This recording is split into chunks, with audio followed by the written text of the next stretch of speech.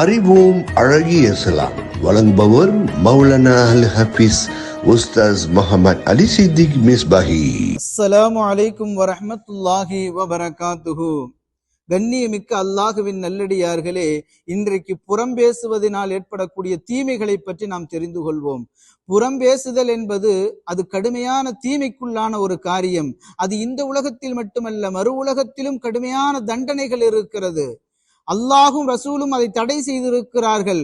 ஒரு மூமினுடைய கண்ணியத்திற்கு எந்த விதத்திலும் நாம் களங்கம் விளைவித்துக் கூடாது, அவர்களை பற்றி புறம் பேசிவிடக் கூடாது என்பதாக மார்க்கம் நம்மை பார்த்து எச்சரித்திருக்கிறது. ஒரு தடவை ரசூலுல்லாஹி ஸல்லல்லாஹு அலைஹி வஸல்லம் அவர்கள் ஒரு பாதை வழியாக கடந்து போய் கொண்டிருக்கிற நேரத்தில் 2 கபர்களை பார்க்கிறார்கள். அந்த 2 கபர்களும் அதாபு நடந்து கொண்டிருப்பதாக என்பதாக சொல்லி 2 பேரித்தம்பர கன்றுகளை கொண்டு வந்து நட்ட வைக்கிறார்கள். உடனே சஹாபாக்களிடத்தில் பெருமானார் ரசூலே கரீம் ஸல்லல்லாஹு அலைஹி வஸல்லம் சொன்ன வார்த்தை என்ன தெரியுமா? இந்த 2 கபர்களிலும் அதாபு நடக்கிறது.